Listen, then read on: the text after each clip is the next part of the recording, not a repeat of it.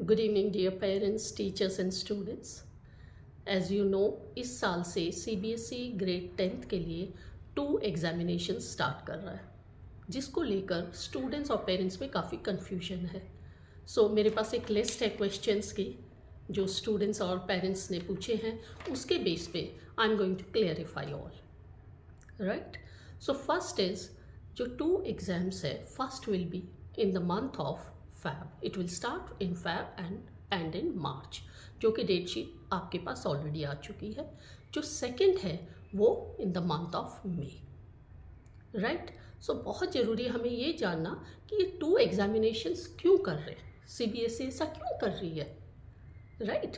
सो इसका रीज़न है new education policy NEP 2020 में फ्लेक्सिबिलिटी और बच्चे के होलिस्टिक डेवलपमेंट के बारे में बात की गई है।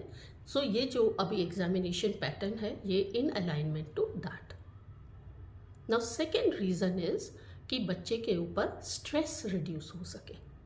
एग्ज़ाम को लेकर बहुत स्ट्रेस होता है बच्चों में, तो सीबीएसई उसको थोड़ा सा कम करना चाहती है, so that even parents are at ease और स्टूडेंट्स को पता हो कि हाँ मेरे पास एक और चांस है, तो पहले वाले में कंफर्टेबली अटेम्प्ट कर सकते हैं।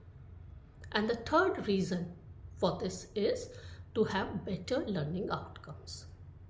So ये तो हमने बात की कि क्यों कर रहे हैं। अब हम बात करेंगे कि कैसे, राइट।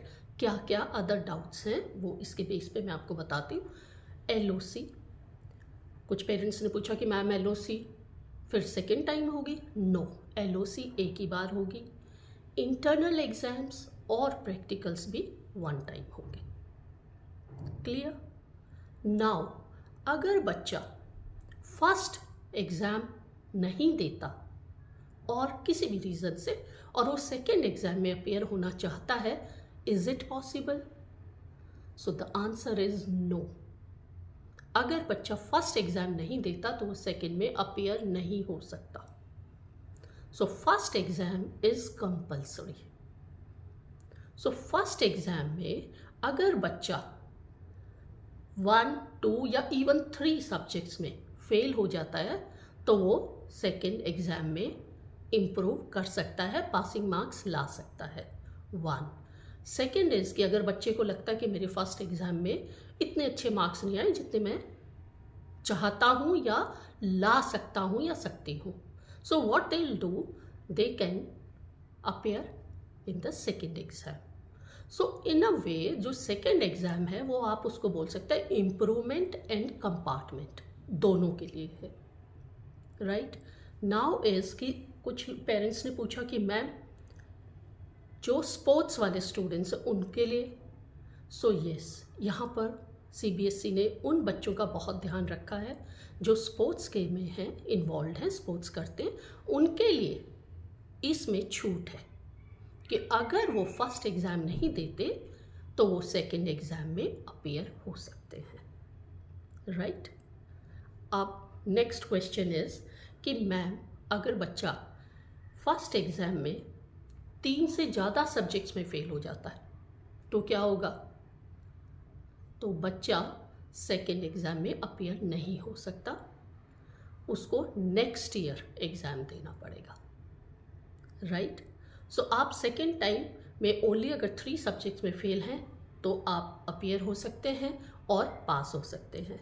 या आपको लगता है कि मार्क्स कम हैं और आप इम्प्रूव करना चाहते हैं किसी भी 3 कोर सब्जेक्ट्स में।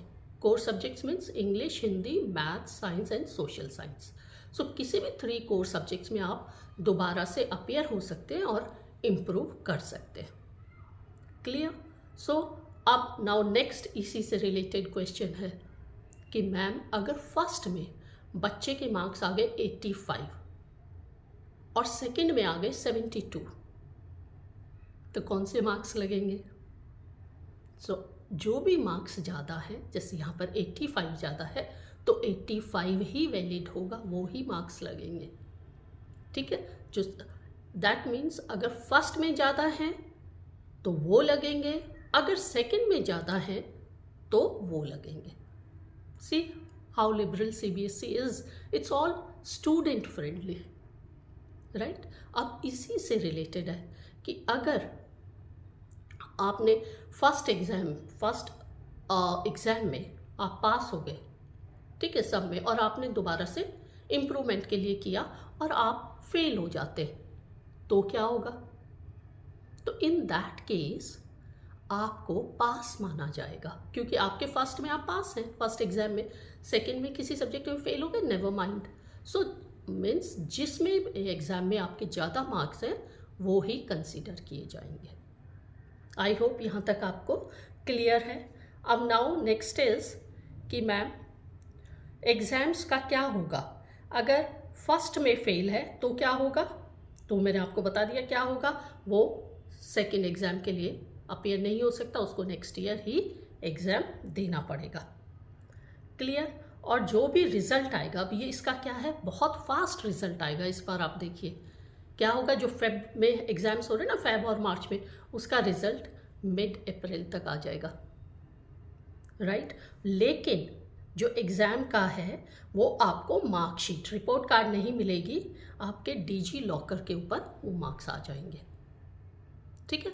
जब सेकेंड एग्ज़ाम होगा उसका रिज़ल्ट आएगा लेट जून में, और उसके बाद आपकी रिपोर्ट कार्ड या मार्कशीट जो भी वो आपको मिलेगी। क्लियर? आई होप आपको यहाँ तक सब क्लियर है, there is no doubt. So prepare well. CBSE is with you all. Take care and thank you for watching the video till end. And if you find कि हाँ इससे आपका कुछ benefits हुए हैं या आपको कोई information मिली है, तो do like and subscribe. Thank you.